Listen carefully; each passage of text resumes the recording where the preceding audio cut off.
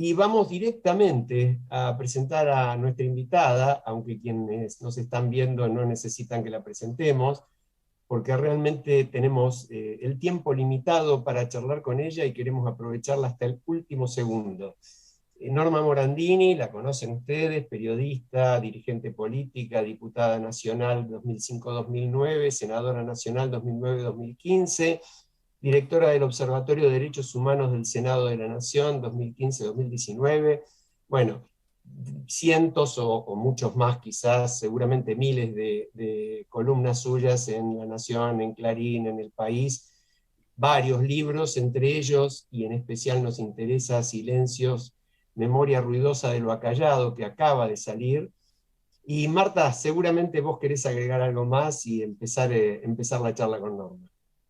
Sí, sí, bueno, ya te hemos tenido, Norma, como invitada en este programa y hemos hablado de tantísimos temas que vos has protagonizado, a nosotros nos interesan, también hemos sido protagonistas nosotros mismos, pero hoy especialmente queremos hablar contigo de este libro que estoy mostrando en cámara, que es el que menciona Alejandro, Silencios, memoria ruidosa sobre lo acallado. Y yo quiero mencionar que este libro fue prologado por Lori Sanata, prestigioso periodista italiano, y él dice, y creo que con muchísima razón, que Norma no se anda con rodeos. Y voy a leer algo, Norma, del prólogo para darte después la palabra a vos. No va seguido este párrafo que voy a leer de ninguna pregunta. Simplemente tomalo y contanos sobre esto.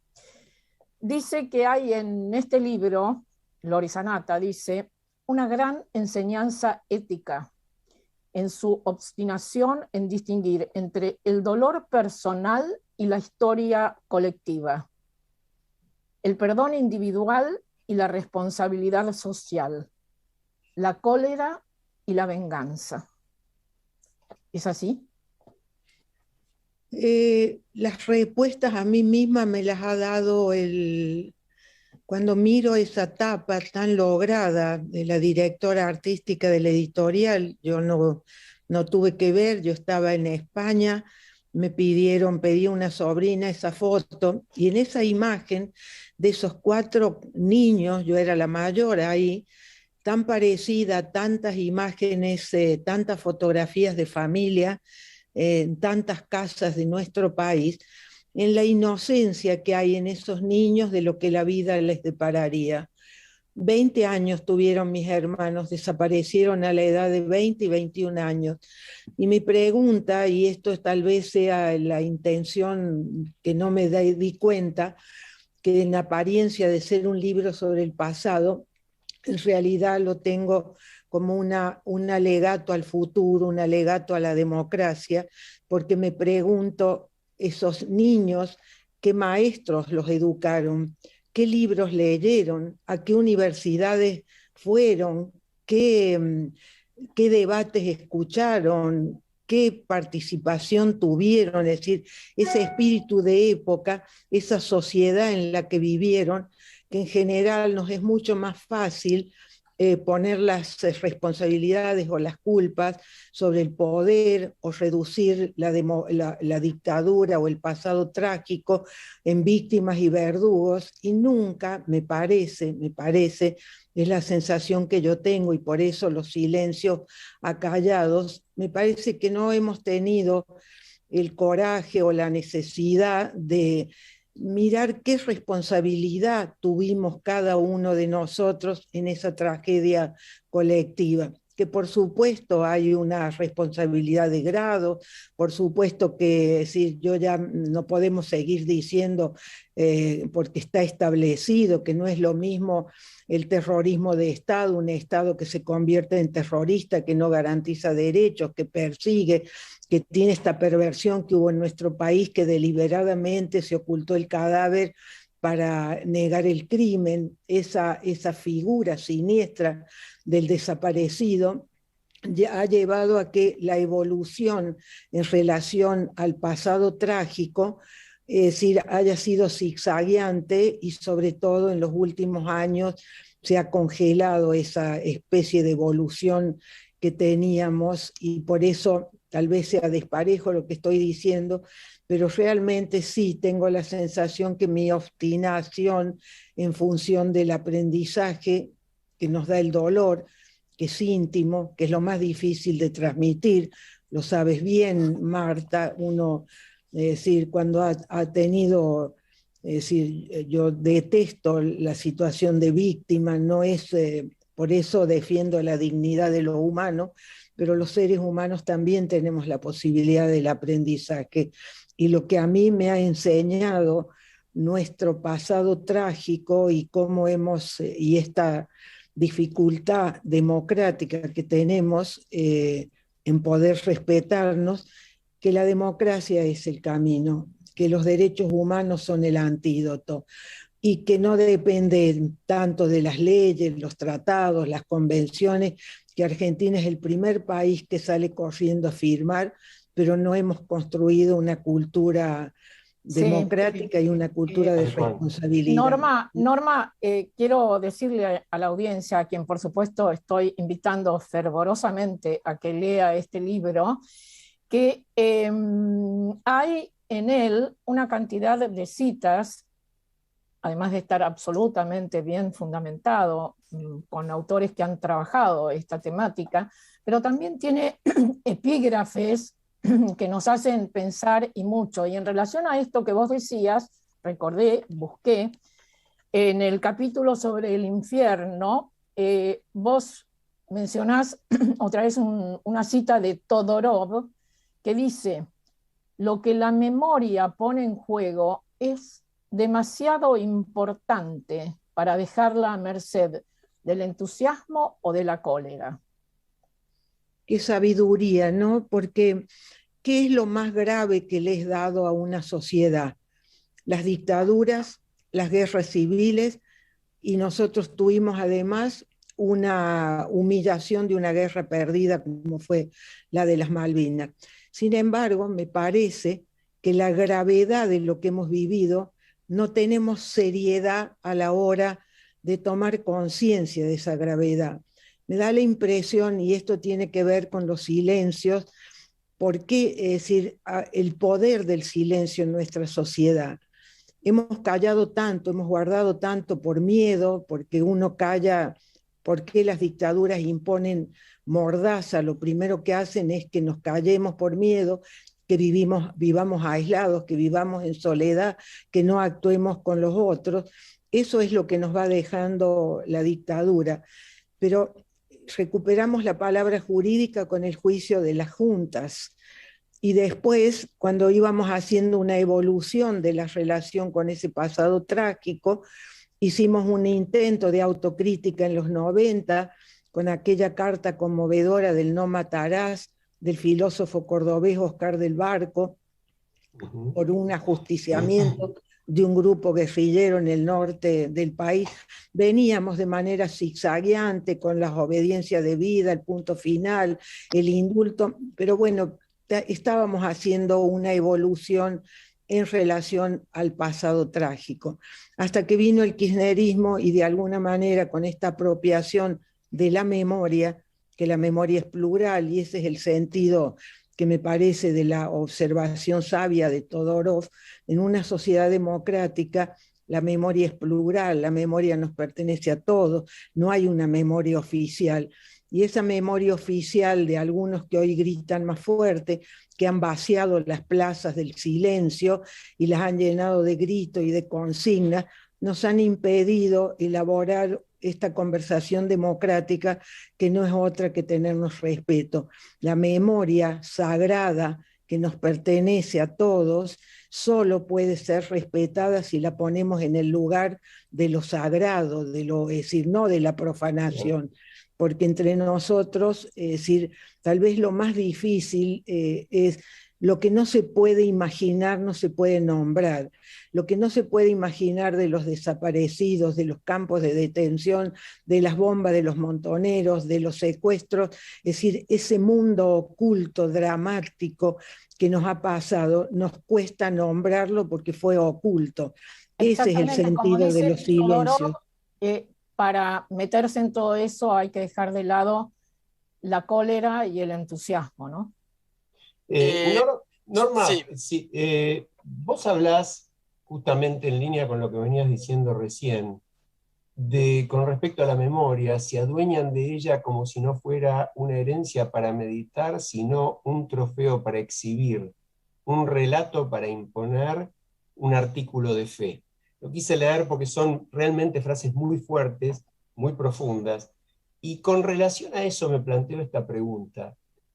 ¿Cómo afecta esta apropiación de la memoria, en la que coincido, con respecto a la propia definición de los derechos humanos?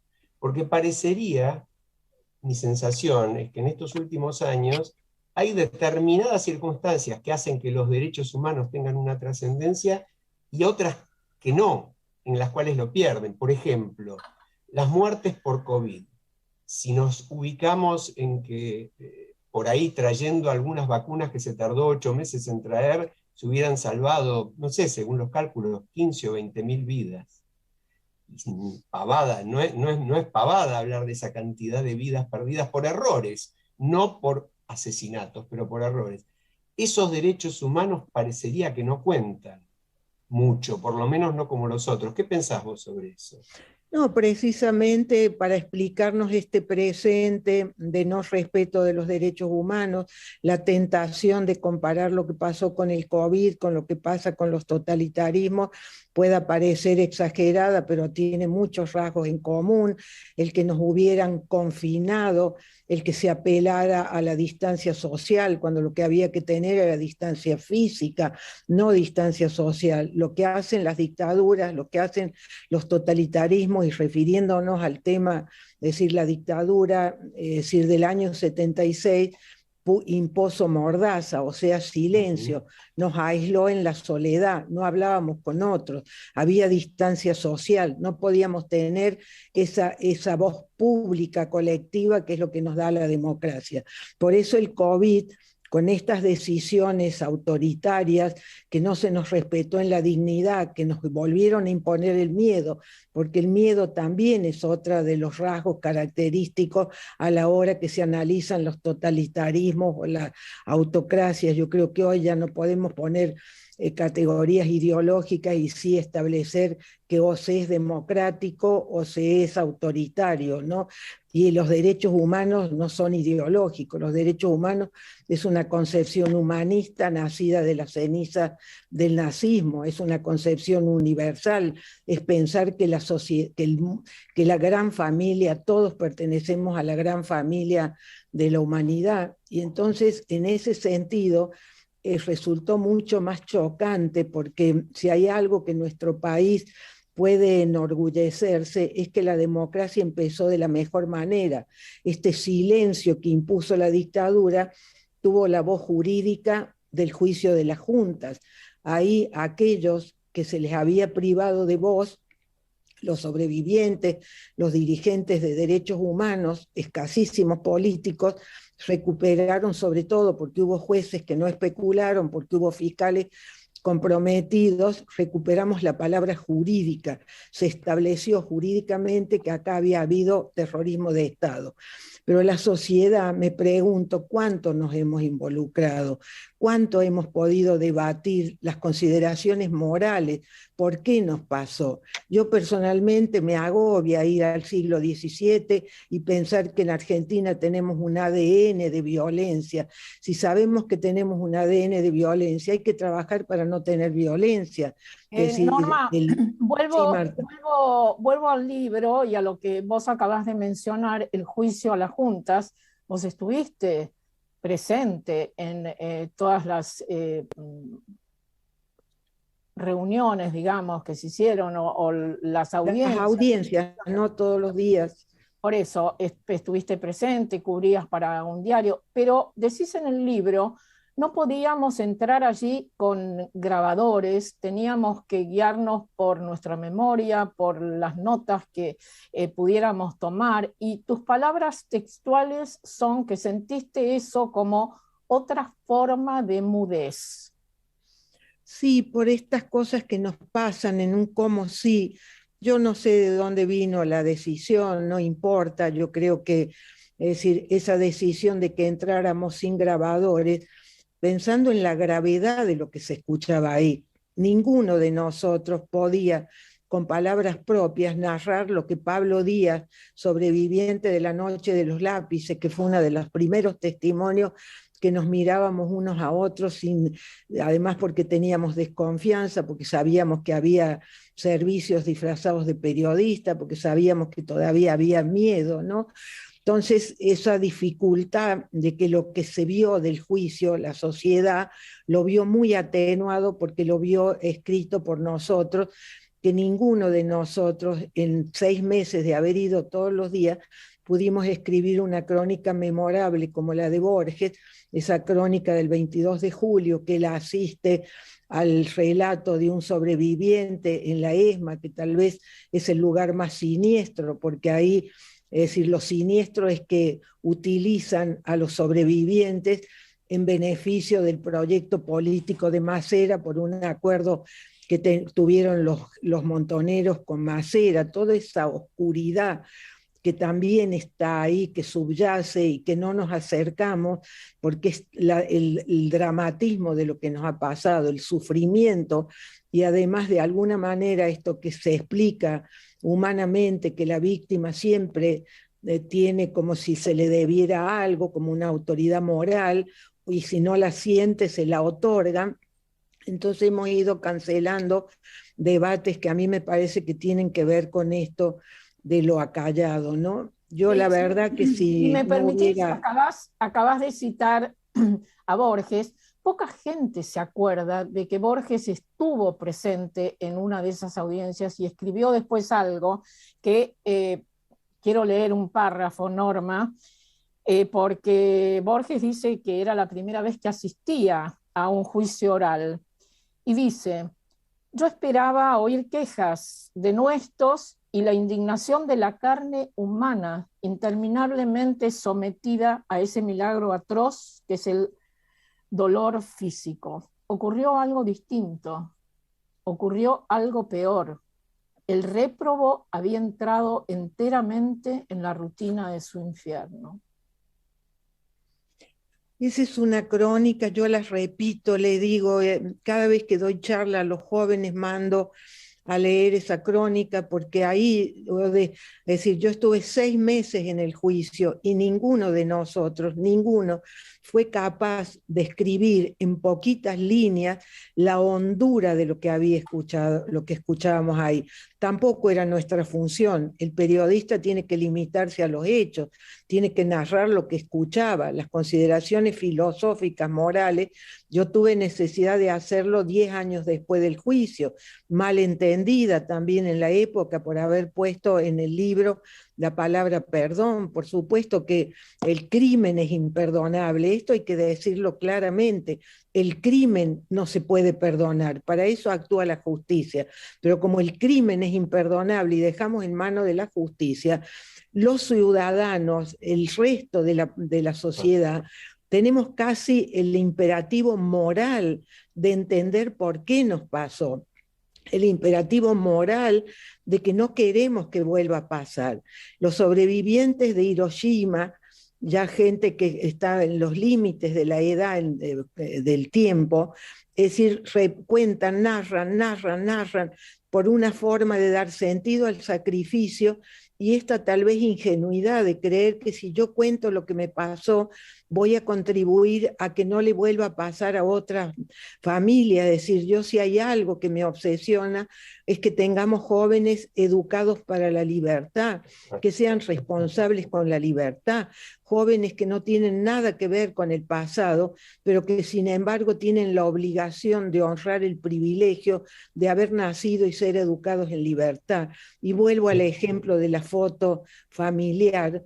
es decir, la responsabilidad de los docentes, la responsabilidad en las universidades, la responsabilidad de la política, la responsabilidad de los medios, la responsabilidad de la iglesia, que me está pasando nuevamente con la idea de que cuando esto reconciliarse es poner una víctima y un verdugo, y no, yo hablo de otra cosa. Es decir, hay que salir del lugar de víctima, hay que salir del lugar del verdugo, para que esto sea un tema de todos los argentinos. Es decir, con razón, las organizaciones de derechos humanos que dan fuerza a la víctima, los derechos humanos no terminan con los dictadores, pero sí fortalecen a las víctimas, sí fortalecen la idea de que hay derechos, y eso, bueno, ha hecho de que las organizaciones de derechos humanos, que fueron de tanta importancia, de tanto valor, y que de alguna manera ahora han perdido toda su fuerza moral porque le han puesto una marca ideológica, ¿no? Que es lo que niega la filosofía de los derechos humanos. Por eso... me parece que Mercedes te quería hacer una pregunta hace un ratito y no la hemos dejado, porque como no está en imagen, pero sí está en espíritu y en voz. Sí, se dan cuenta que yo tengo necesidad de poner palabras en mi silencio. Perdón, Mercedes. No, realmente la lectura del libro es impactante.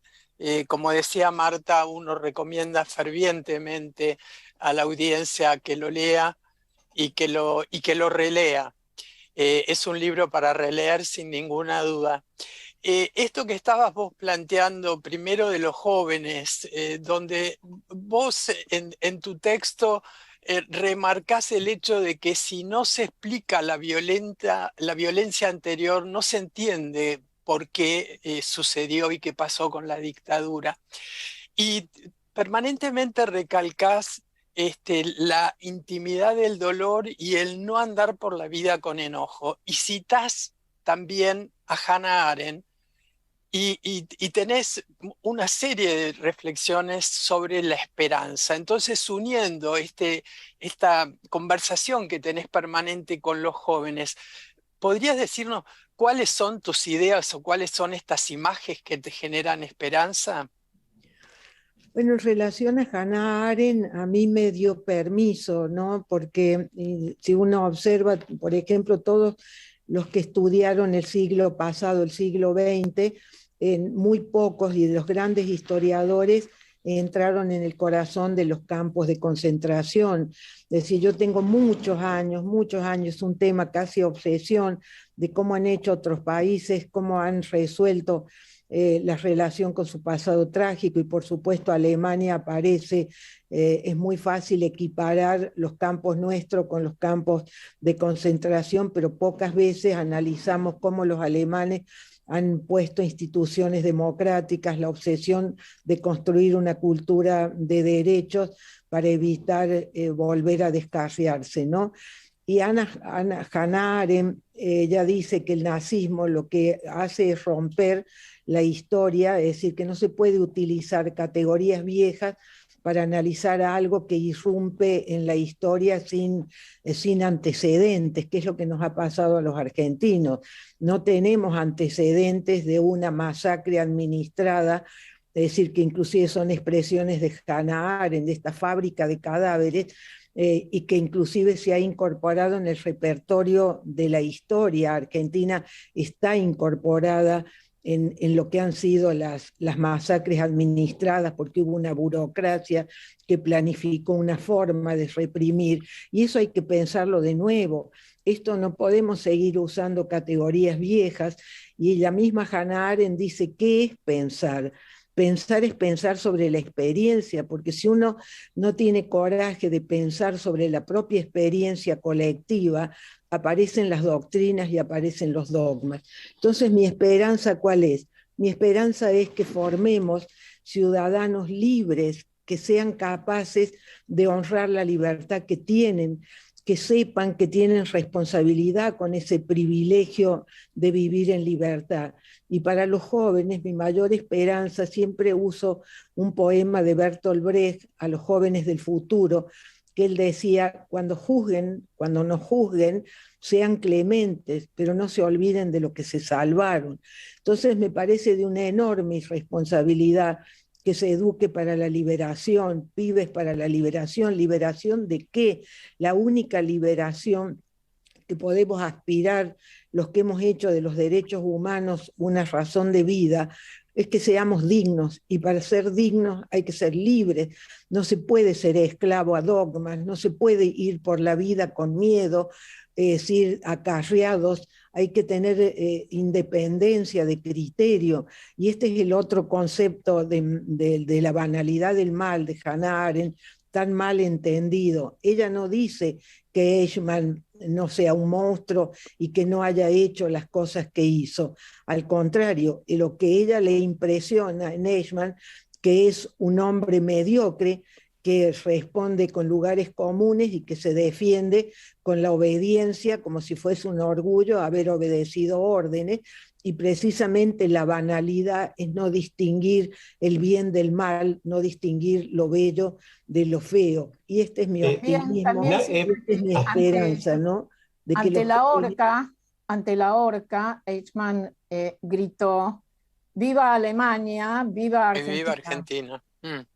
Poca gente, yo lo uso como casi como una estadística personal, así como me llamó la atención que se ignore esa crónica memorable de Borges, me llama también la atención cuando pregunto si conocen, porque sobre todo Eichmann fue secuestrado en Argentina, y eso también es un tema de debate que Hannah Arendt puso, y por eso ella fue mal entendida.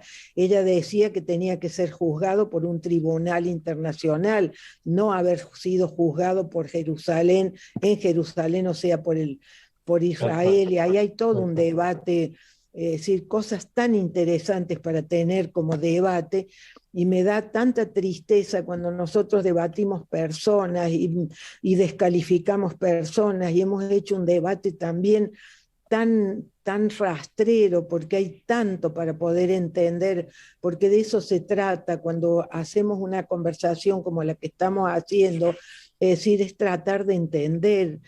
Compartimos una mirada, compartimos la preocupación con el país, compartimos el destino de nuestro país, de nuestros hijos, de los que nos van a sobrevivir, ¿no? Norma, yo, en ese sentido hay una frase tuya que a mí me impactó mucho. Vos decís que mis dos hermanos estén desaparecidos, nos pasó a nosotros, a tu familia, pero pudo haberle pasado a cualquier familia porque es algo que le pasó al país. Yo diría que esa frase está casi en las antípodas de quienes, como vos bien dijiste, se apropiaron de alguna manera de la memoria, ¿no? Y vos hablas en primera persona con mucho derecho en ese sentido, cuando decís el kirchnerismo convirtió los derechos humanos en derechos sectarios. Yo que he tenido la cercanía también muy próxima de una tía mía, madre de Plaza de Mayo, de Carmen Aguiar de la Pacó, a quien seguramente vos debes haber conocido, que justamente andaba por la vida predicando todo lo contrario, del odio, de la revancha, de la apropiación y el mismo trabajo hacia la educación. Digo, hoy por hoy es una causa, mi sensación, que puede estarse perdiendo justamente por esta apropiación, ¿no? No sé qué te parece. Bueno, yo posiblemente, si mis padres vivieran, no hubiera escrito este libro.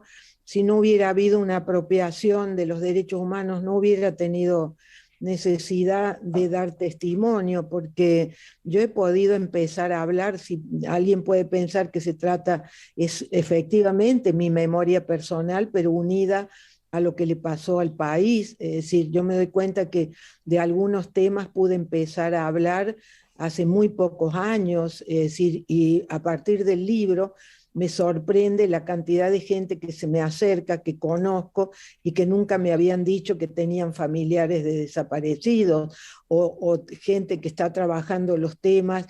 Es decir, eso está ahí, está silenciado. ¿Por qué? Porque los gritos son más fuertes, porque hay un grupo, y yo pongo el ejemplo del último 24 de marzo, no sé si ustedes recuerdan, era un día horrible, había ese viento que ponía todavía un rasgo más tenebroso de ese día, y yo escuchaba como los bombos a lo lejos, como si fueran marchas militares, y recordaba cuando íbamos en silencio, de a uno, a la plaza, a evocar aquel día que no era feriado en el almanaque, que creábamos comunidad en ese silencio, donde no había consignas, donde no había cantos, donde no había bombos, y esto es lo que nos ha pasado, porque hay un silencio que es lo que se calla. ¿Por qué hacemos silencio? Por miedo, hacemos silencio por dolor y hacemos silencio por amor. No le contamos a nuestros hijos el sufrimiento que hemos tenido para protegerlos de lo que hemos pasado. Entonces hay un silencio creativo que se tiene que llenar de palabras democráticas, porque el sistema de la palabra es la democracia, el sistema de los argumentos es la democracia.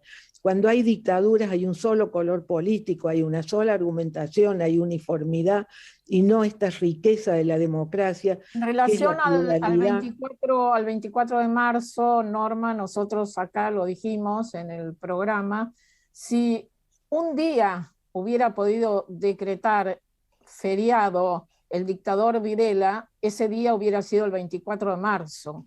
Qué terrible suena, ¿no? Pero coincido con vos, es realmente incomprensible que se haya decidido en algún momento decretar esa fecha como feriado cuando debía ser, como vos mencionabas, un momento de recogimiento, de reflexión, de caminata, sí, pero en silencio todos, y no un feriado donde todos sabemos que se van a hacer un asado, que festejan, que, bueno, en fin. Sí, además, pero acá volvemos a la responsabilidad. Esto fue votado en el Congreso, fue aprobado en el Congreso. Éramos unos pocos argumentando no desde la ideología, argumentando desde el sentido común, que no se puede poner un rojo en el calendario, porque el rojo es fiesta, los feriados son fiesta, los feriados los padres arman las valijas y organizan salidas para un niño que ve a sus padres, que organiza una salida de fiesta, de vacaciones, de descanso en torno al 24 de marzo, ya estamos distorsionando la fecha y estamos dando lugar a que la plaza se haya llenado de gritos, de consignas, de bombos y de esa apropiación. De modo que yo creo, mi esperanza, se me preguntaba antes, que el silencio se convierta en palabra, que la palabra nos una, la palabra es democrática, la palabra es gratis, pero es una palabra que tiene que unir, tenemos que poder decir con honestidad, porque el otro requisito fundamental es ser escuchados. Si no somos escuchados, si somos descalificados, si nos matan la reputación, se burlan de nosotros, mienten, es decir, esto de que unos pocos griten y el resto todavía del silencio apenas susurremos sin que hayamos sido capaces de poner palabra democrática, esto es lo que a mí me interpela. Es decir, yo no me interesa saber quién va a ganar las elecciones y las estadísticas y qué opina de lo que opina el otro. Esta es la prueba más brutal de que no nos respetamos. Los medios de comunicación, los llamados programas periodísticos, a mí me duele ver la función fundamental del periodismo. ¿Qué piensa usted de lo que piensa Marta? No, mire, pregúnteme lo que pienso yo tengo que respetar lo que piensa Marta. Esa forma del debate público, que estamos siempre analizando lo que el otro opina, sin poder construir una opinión colectiva en la que todas las miradas tengan la misma jerarquía, porque eso es lo que garantiza la democracia, ¿no? Norma, ahí vos estás haciendo una referencia, y yo me acordaba en el libro, relatás que a Nacha Guevara la pusieron sobre aviso de que tuviera cuidado con vos porque eras una libre pensadora. Y me interesaría si podés hacer una reflexión al respecto, porque tiene que ver exactamente con esto que vos estás planteando, ¿no? Con el rol de la persona pública, ¿no?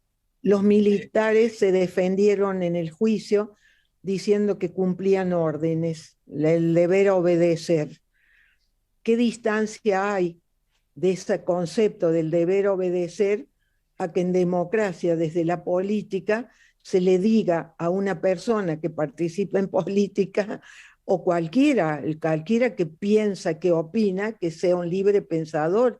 Si de lo que se trata es que seamos libres en el pensar, que no repitamos dogmas, que no seamos acarreados, que tengamos voluntad individual, personal. De esto se trata. Ya es un contrasentido, porque lo que está advirtiendo no es que yo sea una libre pensadora, está advirtiendo sobre una concepción política autoritaria que sigue exigiendo obediencia en las estructuras partidarias democráticas, que es un contrasentido. En la democracia tiene que haber deliberación. Cuanto más deliberación haya, cuanto más los gobernantes escuchan y después toman decisiones, que para eso los hemos puesto ahí, les hemos dado la confianza de que tomen decisiones en nuestro nombre, que gestionen los conflictos de la democracia, pero a partir de poder escuchar todas las libres opiniones de los pensantes de nuestro país, que somos todos, porque el ser humano, si hay algo que lo define, es decir, la Declaración Universal de los Derechos del Hombre, dice esto: porque somos seres razonables, tenemos que actuar fraternamente. Norma, estamos en los últimos minutos porque vos tenés que ir a otro lado a dar disculpen una charla. Que ustedes han sido más previsores que yo, y yo vi que me comprometí. Pero quiero hacerte... Todo lo contrario, gracias. Quiero hacerte, Norma, una última pregunta. Tu epílogo lleva como título Deudas saldadas. Mi pregunta es, Norma Morandini, ¿has saldado tu deuda? Sí, ¿en qué sentido? Y esta es la intimidad. Yo hoy me permito llorar en la intimidad. Hasta ahora yo nunca me había animado a imaginar el destino de mis hermanos, porque era demasiado doloroso. Yo nunca, yo ni siquiera, el perdón no es algo que yo ni siquiera pienso, ni es algo que a mí se me ponga como tema. Lo que es imperdonable es el crimen, y por eso he abrazado los derechos humanos. Pero sí, lo que sí reconozco, es decir, algo que yo escribí hace mucho tiempo y que hoy la vida me ha confirmado. Cuando yo entrevisté a Jack Fuchs, que era un sobreviviente de Auschwitz, con Pablo Díaz, me acuerdo que después de ese programa me dije a mí misma: el viejo necesita recordar para no morir, el joven necesita olvidar para vivir. Pablo Díaz era un joven que tenía que construir su vida, no podía construir su vida sobre lo que le había pasado, que era lo que pasó con Jack Fuchs, que empezó a recordar cuando volvió a Argentina, cuando en los últimos años de su vida. Y yo me identifico en eso, tal vez porque el COVID me hizo mayor, yo no sabía que era mayor, es decir, me doy cuenta que he saldado, por lo menos permitirme esto, que es este llanto íntimo de ver esa familia desarmada, el destino, decir, pero verla como lo que le ha pasado a nuestro país. Esto no nos pasó solo a nosotros, no nos atropelló un auto en la calle.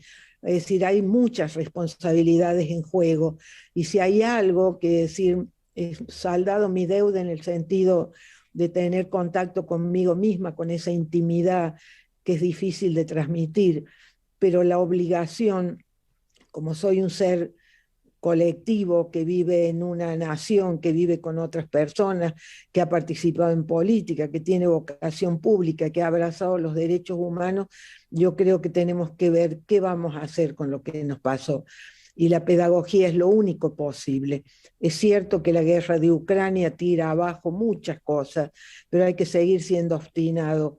El que el mundo se haya unido en torno a la concepción de la democracia es un avance, aunque tengamos un retroceso brutal de un poder militar que entra en otra nación soberana, ¿no? Yo sigo aferrándome para dar sentido al sacrificio, ¿no?